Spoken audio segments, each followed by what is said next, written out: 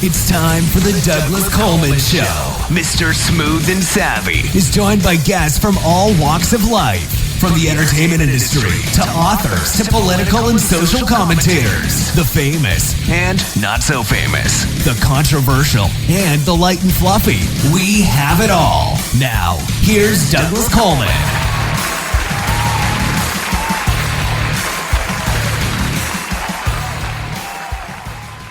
Okay, please welcome back for his 5th appearance on the Douglas Coleman Show, the effervescent Peter Abrams. Hey, Peter, how are you? Woo! Number 5. Just keeps getting better. I'm very excited. It's been a while, actually. The last time you were on was November 13. Well, that was when the show was published, so probably a couple of weeks prior to that. Wow. Okay, yeah. Yeah, no, I'm doing very well, and I'm looking forward to having another great conversation. Well, we got a lot of catch-up. A lot of stuff has happened since November. Lots of stuff, as a matter of fact. And I do want to start by saying that I was very sorry to hear about your father passing away. I know that was a difficult time for you. And I lost my father when I was 20 years old, so I kind of know how that must feel because you're still very young, and, you know, I am sorry to hear that. No, thank you so much, mate. I really appreciate that. It's been a strange time. It's been a life-changing time. But in all of the sad parts, which are obviously going to happen, there's been a lot of reflection and a lot of strength that I've found in myself. I've found myself in a place of strength that I probably didn't know I had until you experienced something like this. So I thank you very much, but I'm doing pretty well, and I suppose if there is a plus side, my father, for those who don't know, he was battling cancer. For all of the awful things that come with that disease, something that I suppose could be framed as a positive is that it makes you very presently aware of what's going on, and that allows you to have some very open and honest conversations, which maybe people wouldn't have had that not be the circumstance. So me and him had many great conversations, and I got to say everything I wanted to say to him, which is very special to me now as well. But yeah, no, thank you. Oh, well, that's great. You know, and it's funny because I was 20 when my father died. He died of cancer as well. Yeah. The difference, I think, is that after that, I was in New York when I was 18, and I was playing in bands and studying acting and following my dream, right? Yes. And I can feel that, yeah. When he died, I went back to Boston and stayed with him for a while till he passed away. And then I got off the road, and I went the wrong way. Looking back on it now, I'm going to be 60 years old next month. Thank you very much. My birthday is in May. And looking back on it now, I would have gone right back to New York. Had I known, you know, as soon as the funeral and some time, I would have gone right back and picked up where I left off. Right. But I didn't. And I went a completely different direction, and I've basically regretted it my whole life. And now, you know, at 43, I sort of started over again. And I just hope it's not too late, because I think, God, what could I have accomplished if I had stayed?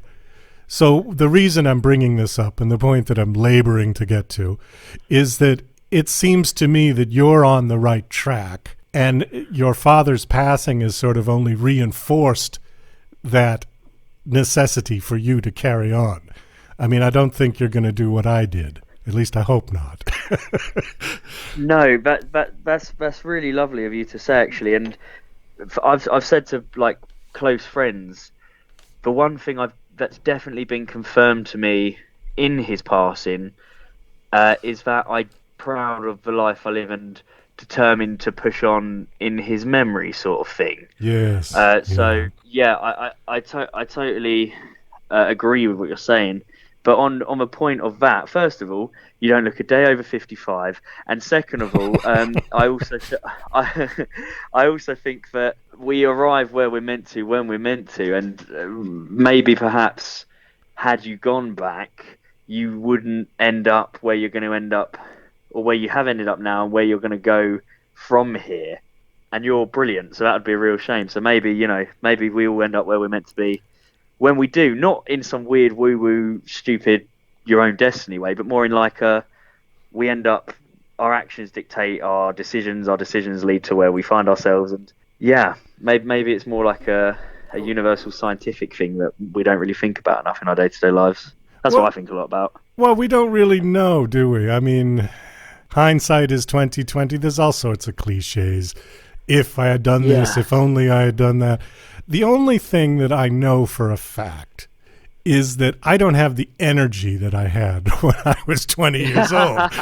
Okay? Yeah, okay. We do slow down in our older age, and we just have more trouble getting out of bed in the morning. And I don't leap up and do a pirouette and all ready to go. It takes me a couple of hours. I need 2 cups of tea, and I need to kind of clear the sand out of my eyes and get going. And I just wish I sort of had that kind of energy now. And on the other hand, and this is the side that I think maybe you were bringing up, I'm a lot smarter than I was. At 20, I had all kinds of ambition, but I was pretty innocent. I mean, you got to remember, this was long before the internet. And so we didn't have all of that sort of connectivity with the world. We still lived in our communities, whatever that was. And, for a band promotion, I can remember going out and stapling flyers to telephone poles and sticking them up on walls and things like that. There was no social media. There was nothing, right? You're from the old times. Oh, yeah. We had just got electricity, and I had parked the horse once and for all. How did you write those leaflets with feathers? I've always wondered that. It's amazing. Well, it just took a while, and God forbid if there was a wind and the candle blew out. But so who knows? And honestly, I couldn't do what I'm doing now if there had not been internet, right? Because everything I'm doing is online. The show's online. I've connected to the world through Skype to do my video show, which has been great. All of my music that I wrote a few years ago, I hooked up with Stuart Epps, which never would have happened. How the hell would I have met Elton John's producer in person, with him in London and me in Las Vegas? There's just no way. So all of the things that the internet has brought wouldn't have been possible then. But then again, there were avenues at that time, but it was more like real in-person sort of, you go audition, and what was John Lennon's famous line about having to go down on my knees in some manager's office hoping for a contract? And so, you did that. That's what one did back then. Yeah, I feel the same with that. I mean, obviously, I was one of these humans born and raised in this great experiment of the iPhone era, where you knew what an iPhone was simultaneously with what your textbook was. But even the things I do would not have been possible, and if they had been possible, wouldn't have been accessible because of how much money it would have costed to start writing a book, to start making music from a bedroom. Everything we did was done for the first EP. It was all recorded in the bedroom because we were in a lockdown in England. So the technology and the advancement in that has meant, on a plus side, it's opened the door to let really anybody who has the desire to do so get creative. The flip side, the challenge that brings, is it means that there's so much noise. There's more music being made now than ever before in human history. So standing out becomes a challenge, which it already was before. It's double now, if not more. So it is swings and roundabouts, but they say, don't they? It's not the strongest and it's not the smartest that win. It's the most adaptable. The most adaptable people and animals in nature, for that fact, are usually the ones who come out the best. So moving with the changes. Yeah, there is truth to that. And this is you gave me a great opportunity to plug my book. Thank you very much. I wrote a book a while back, I think you remember, called Don't Do a Podcast. Right? Yes. Yeah, brilliant. Okay. And it's a very short read, 23 pages. But one of the lines that I use in there is, the good news is that now everybody can do it. And the bad news is now everybody can do it. So yeah, spot on. And it's exactly what you just said. Now there's 1 billion people out there. There was a message I just received this morning on one of these bulletin board podcast group sites that I rarely go on. But I do check the sort of email messages that come through. And the moderator, the head of this site, which has quite a few people, I don't know, a few thousand in it. And he said, what do you find is one of the biggest challenges of doing your podcast? And then you were supposed to send your comment on the board. Yeah. And so I just quickly put too many other podcasts, and I clicked on it. And you should have seen the response. People were laughing. People were, and I just did it as a little joke, but people took it serious. But it's true.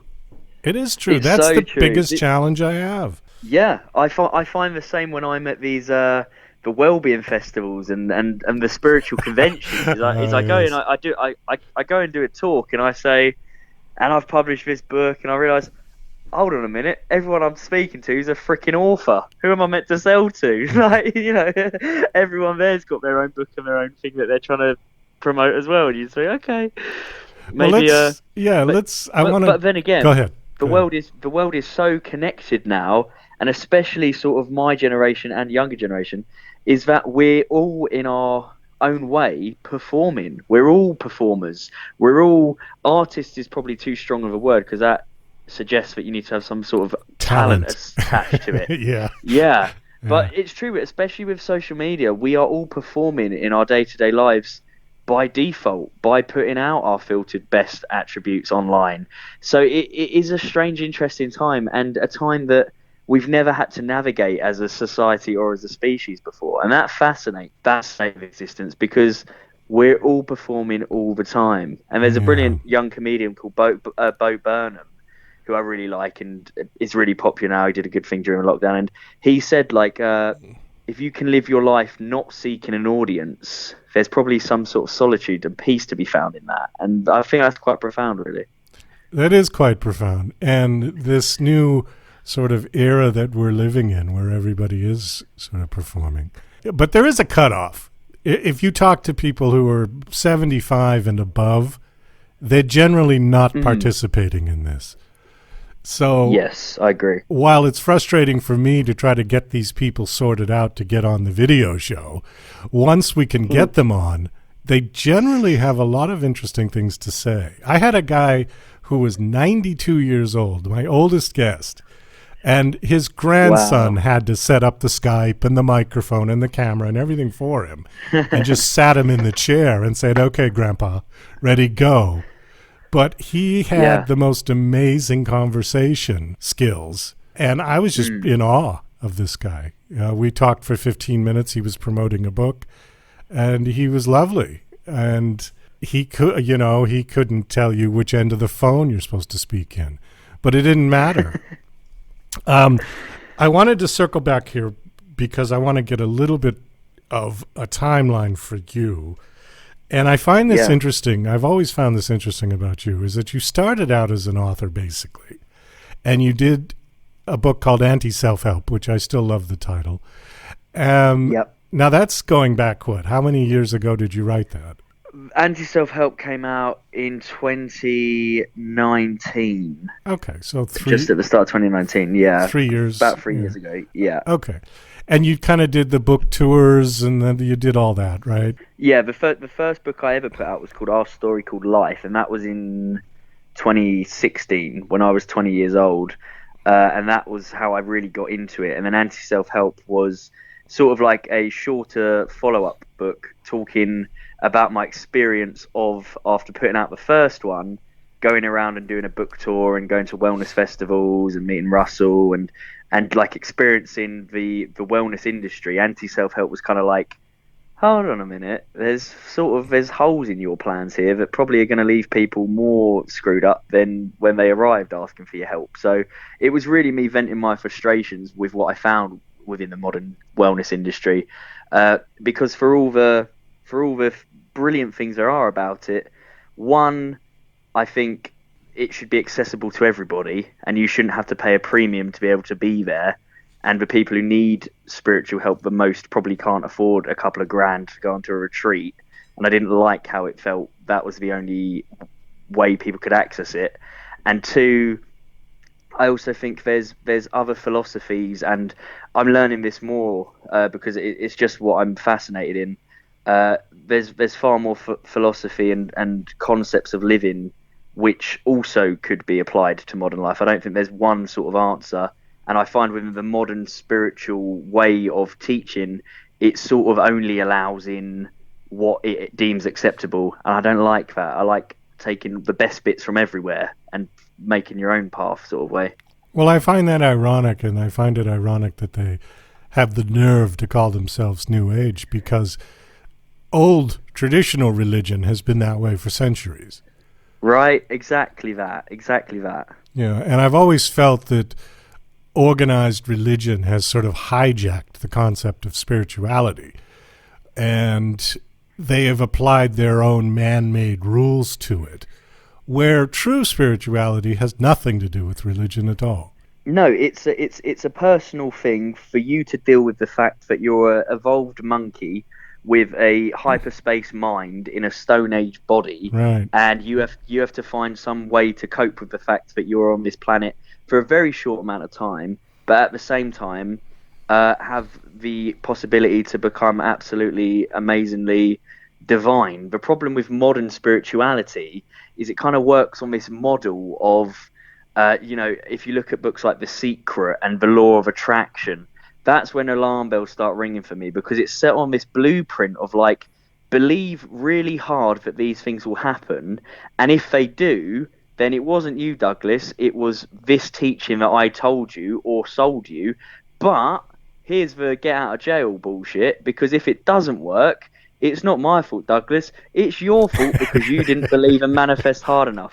And I sort of was like, so hold on a minute, I can't do it myself if it goes well, and it's all my fault if it goes wrong. It kind of feels like you're shifting the blame a bit, you know? Yes, and now let me have your credit card number, please. Yeah, and if you want to feel better because you're not good enough, pay me more bloody money and come on my retreat where you'll access the divine. And I'm like, hold on a minute, I'm going into schools and delivering talks to young people, and I'm meeting people in this new life I'm living where people are really disenfranchised and really out of touch with reality. And the reason they're like that is because they're held down in their class, or they're in poverty, or what, they're disenfranchised from the systems that they live within. But these people have no access to this sort of teachings because it's held at a premium for people who can afford to be in this room. I don't like that. No. I think that if these kids are taught meditation at a young age, not in a bullshit way, but in a practical, helpful way, then it can sort them out to the point where they're not coming back here as adults going, oh my God, give me something to believe in. They might be able to find it for themselves, because we all have all the answers we need. They're inside of us. We just have to stop being distracted from the story we are told to live by, and just reframe and recondition our minds to what do we actually want from our time, you know? Exactly. But, yeah. And even in the Christian church, the collection plate is optional. You know, when they pass that around, you can throw in a penny or $100, or nothing if you don't have anything. They don't require it. Yeah, and I used to, when I was a young person, you see, you got me going now. When I was a young person, I was the ripe old age of 23. When I first got into this, I looked at religion and totally like dismissed it and went, this is bullshit, blah blah blah. But like as I've got to go around the world a bit, as I've got to meet people, I've realised how naive and how misguided that was, because to a lot of people, it gives them the foundation to live their lives from. And who am I? I'm not better than anybody to say how somebody should live their life. All I know is that you shouldn't have to be paying a premium for it. So I agree with you with that. But then on the flip side, you go to the Vatican in Italy and there's a gift shop inside the church, and you go, hold on a minute, what's going on here? Like, this doesn't seem right. These people coming and crying at the altar or you know, praying to the god, and then at the back there's tourists buying t-shirts that they're there. You go, I don't feel like if there is a God, he'd be too down with this. Oh, they don't have a Pope bobblehead, do they? I mean, come on. Well, Is there a I didn't bobblehead of the buy Pope? one. I actually opted for the tote bag because it Oh, felt all right. more practical. But they had magnets. I was tempted by a magnet, but I thought, no, I'm not going to participate in something I think I don't agree with. Oh, God. Well, let's see. Let's get back to where I was going with this. So Yes. you started out as a writer, and now you've sort of flipped to a musician. And I've always been curious about that because did you have any musical aspirations, or to be quite honest, any musical talent that you were sort of working with? Like, oh, someday, because usually people don't just it almost seems like you just woke up one morning and says, well, let's try this band thing. Let's see how that goes. I'd love to have a better answer than, yeah, that is kind of how it happened. But yeah, that is kind of how it happened. I mean, I've always loved music. That's the thing. Before the band started, there wasn't any musical aspiration per se. I loved music. When I was a kid, I played piano, I played guitar. My dad was a massive music fan. Music was his life, so that definitely imprinted on me. So music's always been a huge part of who I am. In terms of actually becoming an artist myself, and then deciding like, is this something to pursue? It was never a goal of mine until just certain things started happening, and as I was writing, I found great enjoyment and great freedom instead of writing long chapters at a time, writing little poems or writing little things. So I was in Bali, in Indonesia, teaching at it was again one of these like meditation wellness festivals. I was teaching meditation there, and I sat down one day and I just wrote this poem because while I was out there, my ex-girlfriend and my ex-girlfriend, the one before that, had seen I was traveling, and they both texted me and said, oh, have a nice time, etc. And this line came out of me: is it wrong to love two people at once? And it was like, because I still cared about these people, even though I'm not romantically involved with them anymore, I still hope they're okay. What is that feeling? Why do I feel like that? And then I wrote the lyric, is it worse to shut off and just socially fuck? Because everybody my generation, there's with Tinder this new way of dating. It's very just, it's so quick and it's so surface level. And that was like these two lines and they just rhymed, and I thought, that's quite cool. So I ended up writing this poem down, and that poem became our first song we released, called Love and Other Drugs. And Love and Other Drugs is the first EP that we put out, and the whole point of the EP is it's looking at how do we as a society, particularly young people, but I think it applies to everybody, use external remedies to try and deal with our internal struggles. Why are we in this way without a God, most of us, without a spiritual practice? Why are we using things outside of ourselves to deal with the shit we've got going on inside of us? So yeah, that poem became our first song. And so I wrote the poem and I thought, there's a real, I love music, and actually I love this expression. I love this turning a real, the topic of why do we do that as a society is a whole book worth of content, but trying to condense that into like a 4-minute song of quality that's good to listen to was an exciting challenge. So that became a little bit of like a passion project. And then as I got into it, I realised music's always been around me. And then I realised, actually, I think this is quite good lyrically. Can I sing? Don't know. I've never really tried. Can anybody sing? Apparently, you can learn to sing. What is my voice? And then I started trying to find my voice. I started playing around with instruments again for the first time since I was a kid. And I thought, you know what? This is a whole new avenue in which I can access and connect with people, and a new way to keep myself creatively excited. And it just spiraled from there, and I just fell in love with it. And now, fast forward like a year and a half, 2 years, I sit here and go, I'm really proud of this music we're putting out. People are really enjoying it, and it seems to be going in the right direction. I'm not attached to it to the point where I'm like, I'm chasing this crazy fame. I want to be touring the world as a global icon. No, I'm enjoying the process. I'm enjoying the response it's getting. And I just want to, like anything in life, it's a privilege, Douglas. It's a privilege that I get to be creative, and it's a privilege that people bother to listen to it. So I'm just enjoying the experience of being a musician. Well, and anybody could do. Here's my take, and you know that I'm a musician, have been for most of my life. When I listen to your stuff, immediately, and I don't mean the style of the music, okay?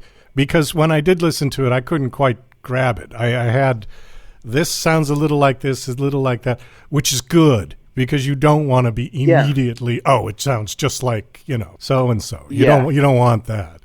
So it was like, okay, I hear a little bit of this, a little bit of that. In fact, I think I mentioned Duran Duran, and I mentioned, what was the other band? Maybe the Kinks. But there was like a bunch of different bands that, there was all little pieces. So I thought, okay, well, that's good. But the actual kind of, like your character, do you know who actually comes to mind? Is Jim Morrison. Oh, wow. Well, that's a massive compliment. So okay, thanks. Because Jim had a very unique voice. You wouldn't put him in the category of Freddie Mercury as a singer, okay? But he had a unique voice that worked for his music. But he was primarily known as a poet, right? That's where it was this soul-felt sort of lyrics and performance. And then he had a backup of really great musicians. Whoever your guitar player is fantastic. I was listening to your other track the other day. Which one? Not Love and Other Drugs. The other one that something about Hollywood. Neon Dreams? Neon Dreams. Hollywood Hills, yeah. Yeah, Hollywood Hills. Yeah, Hollywood Hills is on the EP. Neon Dreams has been the most recent song we've put out. Okay, well, your guitar player is fantastic. He comes up with some very interesting riffs, and I like the sound that he gets out of his guitar. So that's what I thought, okay, well, it's like Jim Morrison. Okay, you've got this front man who's very intelligent, deeply spiritual, great lyrics, and a voice that works for the music, right? Again, you're not going for Freddie Mercury. You're not trying to do the high notes and all of that, right? I haven't got that. Yeah. I mean, Freddie Mercury's so unbelievably talented. He's a once in a generation talent.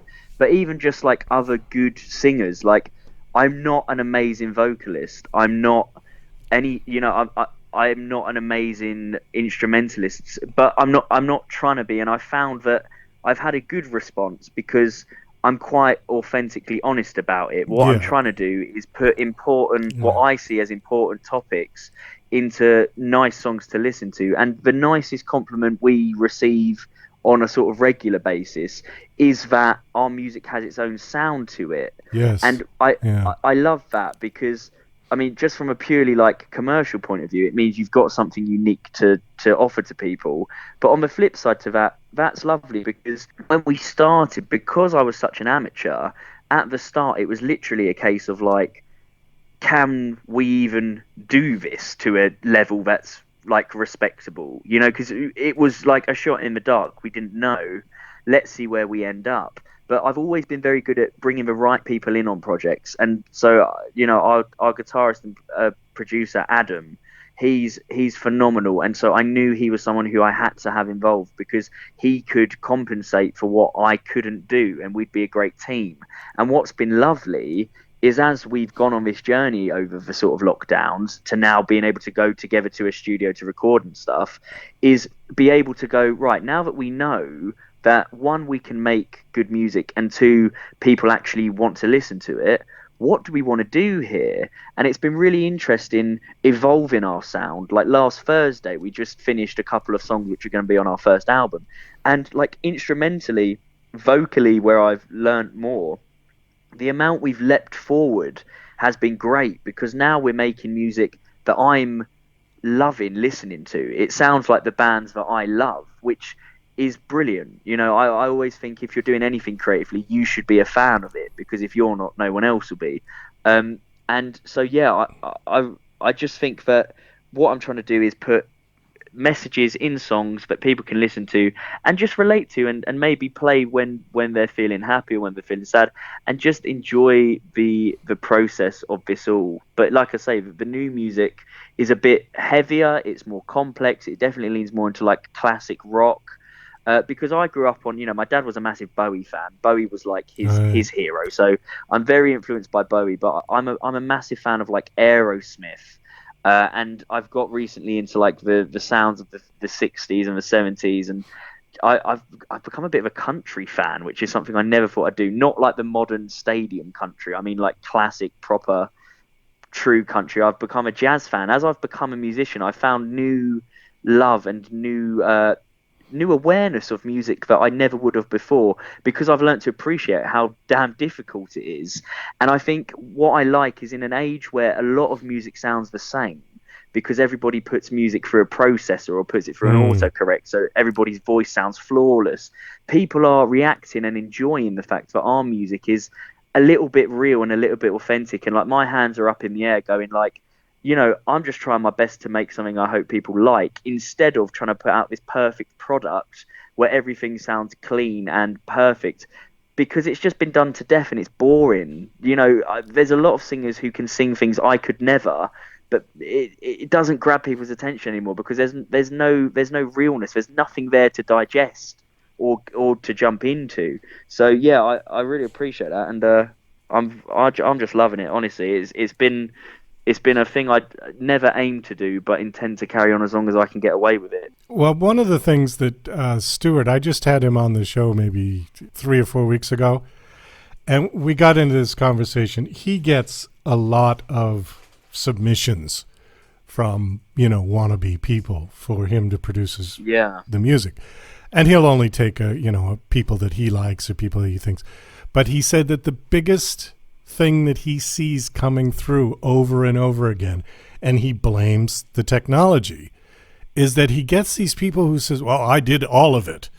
I did the guitars, I did all the drums, I did the bass, I did all the vocals, all 35 tracks of backing vocals.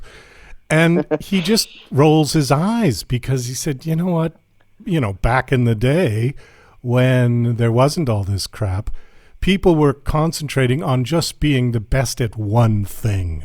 Yes. And you brought in other people to do the other bits.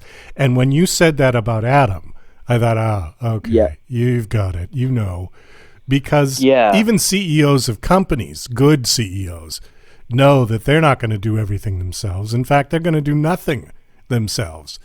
They just surround themselves with the right people. I had one CEO, multimillionaire guy, owned a whole bunch of different companies, and he basically did nothing but sail around the world on his yacht.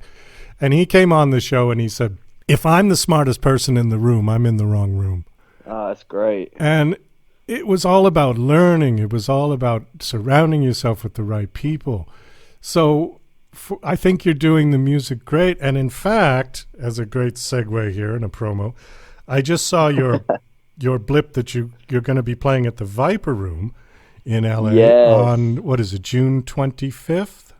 June 25th. Okay. Now, that is a very prestigious venue, and I guess I have to ask, how does one get booked in the Viper Room? Did you audition? I mean, did you send them your music, or how did that happen? Yeah, I mean, I basically asked and thought that we wouldn't get a response.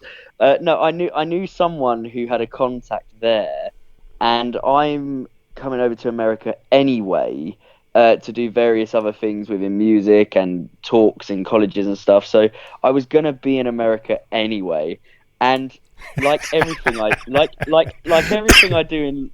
Yeah, I guess if my diary's free, I'll come. Oh, it's just, if I've got the time, I'll pop round to the Viper Room and do a set. And so, my God. Everything in life, though, that I've learned, it's like, give a damn. Just go for it, man. Like, just ask. Why not? I mean, do you know how many struggling musicians there are out there having wet dreams about playing at the Viper Room? Oh, I mean, come on. Yeah, no, you're just so casual about it. No. But the point of a story is like, actually, the whole point of what I'd like current affairs to be an example of is like, it might not happen, right? Like you're going to be rejected for a lot of shows. Like we got told we didn't really fit the bill for like our local rock festival, where like literally it's a bunch of like failed musicians just watching you all perform and you'll go home. Like it's the smallest event of all time, and they said to us, "Oh, we don't really think like you're gonna fit with our vibe." And we were like, "Okay, no worries, damn." We just wanted like some show live experience. So that's funny. Just to the point, what I want to kind of phrase is like, I'm not uber talented, and I'm not like I just worked smartly on this project and grew it and brought the right people in, and now we're getting to do cool things. We're not touring the world with millions of people listening to our music, but we got people who care about what we do, and we're getting to have great life experiences based around it, and that's enough for us. Like that's brilliant. But yeah, so I reached out to this person and just said like, here's our music, whatever. And I don't know if I should say this, but I'm going to say it anyway. And what I did was I made a mock poster, like a flyer, like you used to staple up. Like I made like a virtual one, and just sent it to him, attached to the email as well, and said like, I didn't say anything. I just thought, oh, it looks cool. So I just sent that along with the email, and then they reached back out and said like, hey, we listened to your music, let's have a further conversation. Also loved the poster, sort of thing. And then I ended up getting on the phone and discussing it. And the great thing is, I actually, I know people in America. I have friends there. I have people who listen to our music there. And so it's not like we're just coming over and that's it. Like people will actually come and watch the show, which is always helpful because that means more money for the promoter and the night, which is at the end of the day what they're interested in. And so then they reached out and they loved the music, and they said the Hollywood Hills song was very like apt, and I thought, yeah, that's brilliant. And then I said, well, we're actually going to be releasing our next single called New York Friends, which is basically about my experiences of being in America over the years while we're out there. So it'd be great if we could time it with that. And it all led to this point where she said, you know what, I like you and I like what you're doing. I like how honest you are about it. How do you feel about playing the main room on Saturday at the at Viper Room main stage? And I was like, yeah, let me check the diary. Absolutely. And so now we've got that opportunity, and it's just amazing. It's going to be our biggest show, of course, to date. And like you said, many of like my heroes have played that stage. So just to be able to do that is just like really great. Is awesome, Well, congratulations. I mean, I wasn't making fun of this. It just was sort of funny. No, I know. I'm very happy for you. I'm thrilled. I cannot wait. Yeah, and maybe you'll run into Griffin because they're one of the regular bands there. It's a band called Classless Act. And Griffin Tucker has been on my show since he was 17. He was on The Voice and America's Got Talent, I think, when he was like 15. And he's hooked up with this band called Classless Act. They're fairly big around L.A. They're definitely an L.A. band. But I know that they play at the Viper Room. They have several times. I don't know if the Viper has semi-regular. I don't know how they work, But I think they do. I think they have certain. From what I've seen, they have certain nights which are very similar themed, and then they have some bands which are sort of always sort of regularly playing every now and again, sort of thing. Like a semi-house band kind of thing, yeah. Yeah, effectively, like every month or couple of months, like they'll put on this night with this name, and these bands will be playing again, sort of thing. It's how a lot of bands end up sort of gaining a decent following and then taking off because they're regularly being put on these stages, I guess. Well, you can't miss him. He's got he looks like a very young Robert Plant, except he plays guitar like Jimmy Page.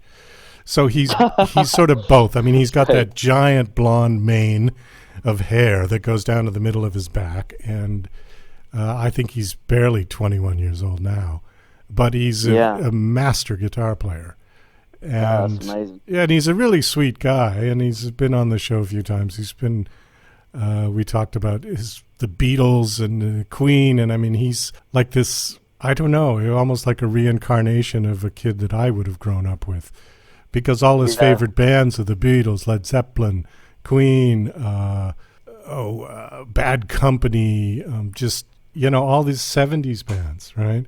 Yeah, It was pretty amazing. When I meet somebody like that, I always go, wow, what happened? Time warp. Yeah, wrong generation.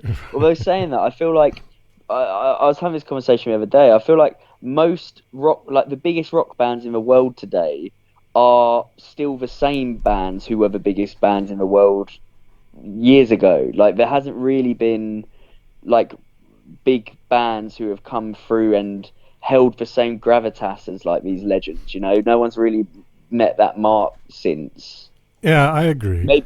Maybe because of how the music industry changed and how we as listeners and consumers changed what we wanted. But you know, the biggest bands in the world, if you're talking about Queen, Aerosmith, I'd class in that category. Metallica, I know they're a bit heavier, but like they were the biggest bands 30, 40 years ago and are still today as well. It's interesting.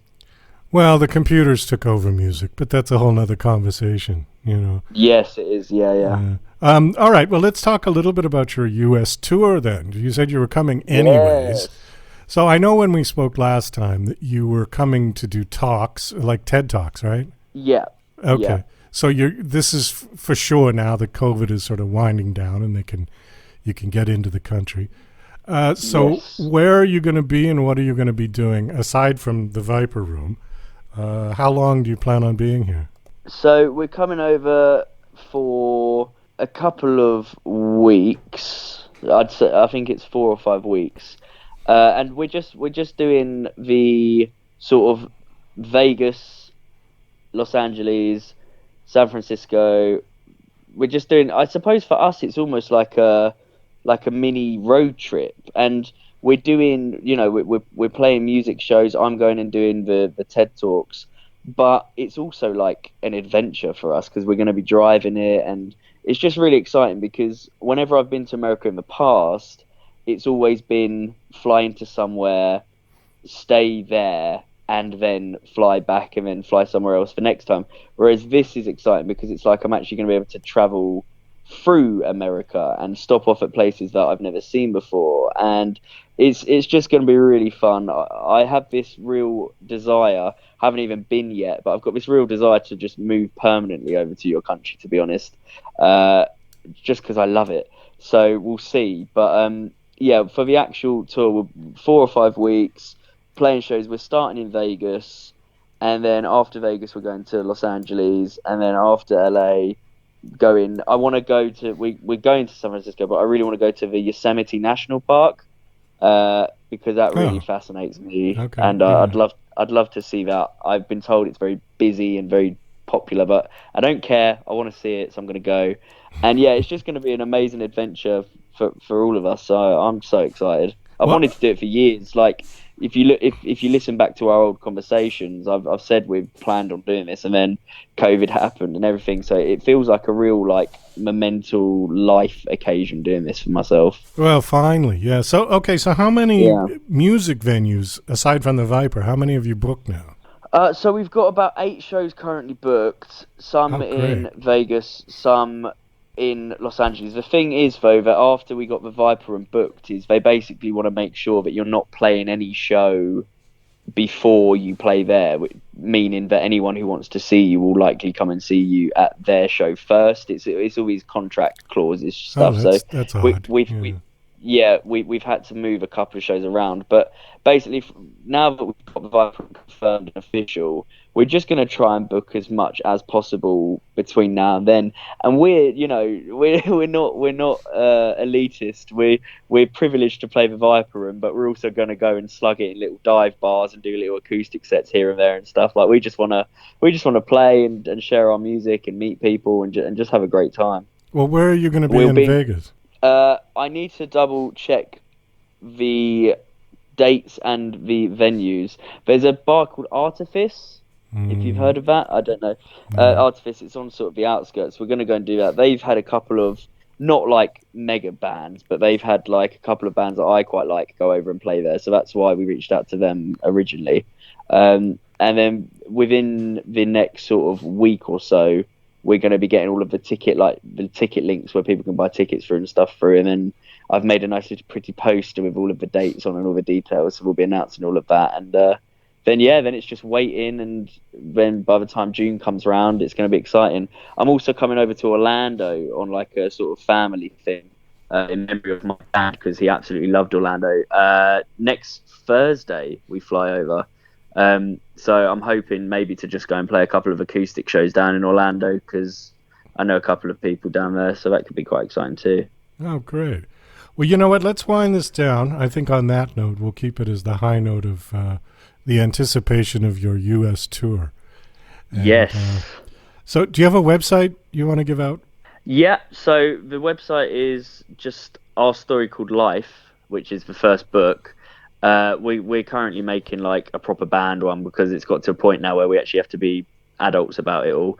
But all of our details are on our social media as well, and I'm on social media with all my books and stuff as Peter Abrams, and we're also obviously on everywhere as Current Affairs, and that includes like all the music streaming places like iTunes and Spotify. So if you go on any of our platforms like that, we've got links to tickets, merch, all that stuff that you need to have to try and earn some money back on the ridiculous price it costs to make music. Yeah, okay. You can find us anywhere, really. Okay, great. Well, thanks again. And hopefully we'll get a chance to talk before you leave. So you're going to launch this thing in June? Well, it's not that much time, is it? No, we fly out on June 15th. Okay. Well, maybe a good idea would be to have you on the show while you're in mid-tour. Yeah. Episode number 6 is going to be live in the studio. That's going to be the best that might work. All right, Peter. Always a pleasure. Thanks so much, Douglas. Great speaking to you.